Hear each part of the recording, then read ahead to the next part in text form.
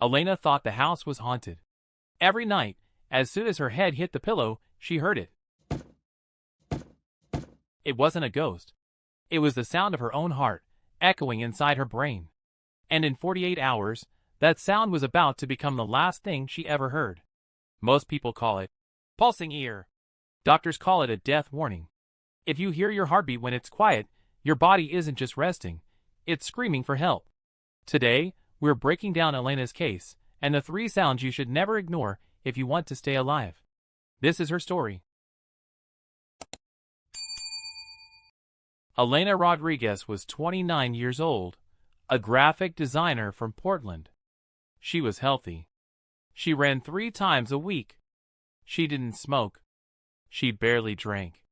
But for 3 months, she'd been hearing something no one else could hear. Every night, when she laid down on her right side, she heard it. A rhythmic whooshing sound. Like her heartbeat was playing through a speaker inside her skull. She Googled it. The internet told her it was stress. Or earwax. Or just one of those things. Her boyfriend said she was overthinking it. Her mom said, "You're fine, honey. It's probably just your pillow." But the sound was getting louder. And it wasn't just at night anymore. By week 8, Elena could hear it during the day. In meetings. While driving. Even in the shower. It was always there. A constant, relentless pulse. She stopped sleeping well. She became irritable. She couldn't concentrate. Her friend asked her, "Are you okay? You look different." Elena forced a smile. "I'm fine. Just tired." But she wasn't fine.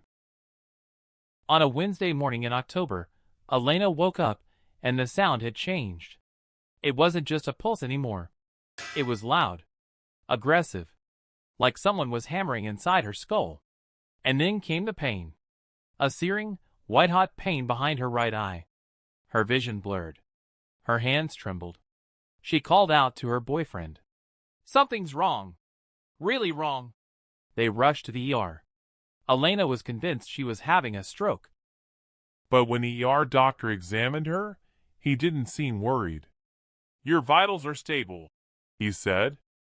"Pupils reactive. No signs of stroke. You're probably just experiencing a severe migraine." He gave her ibuprofen and sent her home. Elena sat in the car, tears streaming down her face. She knew something was wrong, but no one was listening.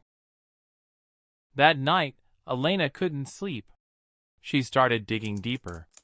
Not stress and earwax articles. Real medical journals. Case studies. Rare conditions. And then she found it. Pulsatile tinnitus.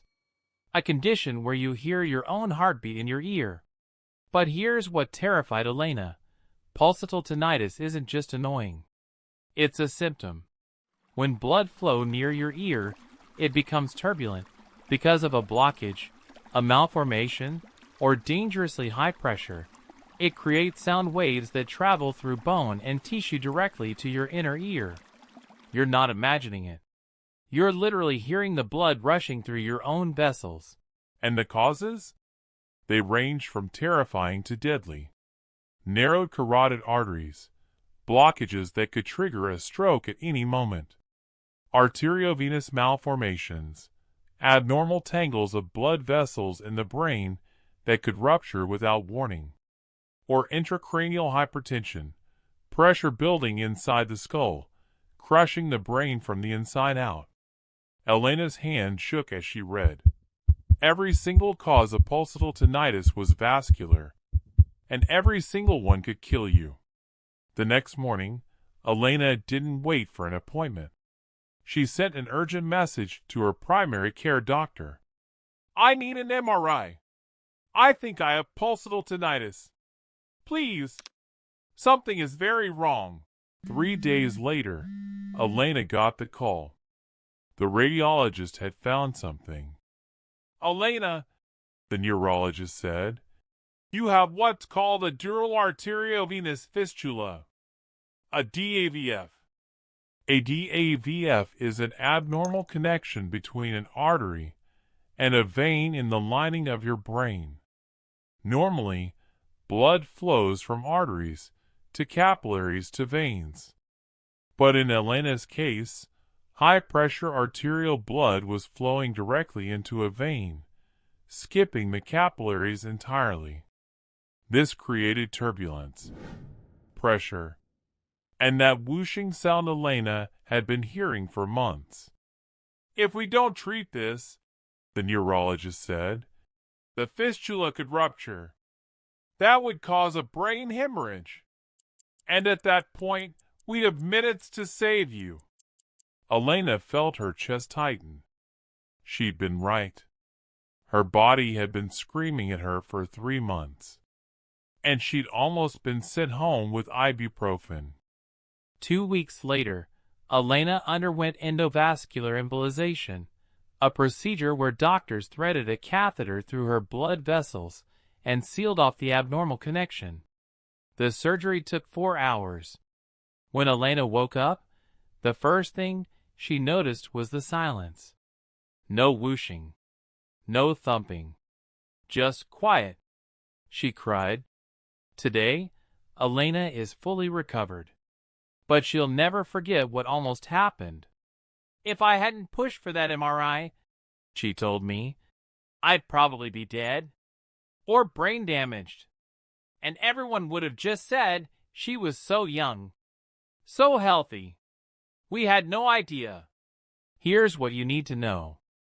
If you hear a rhythmic thumping, whooshing, or pulsing sound in one or both ears, especially when lying down, don't ignore it. Don't let a doctor dismiss it as stress or earwax. Demand imaging, an MRI, a CT angiogram, something. Because pulsatile tinnitus is not normal. It's not just one of those things. It's a warning. Elena's body was screaming, and she finally listened. Make sure you do too.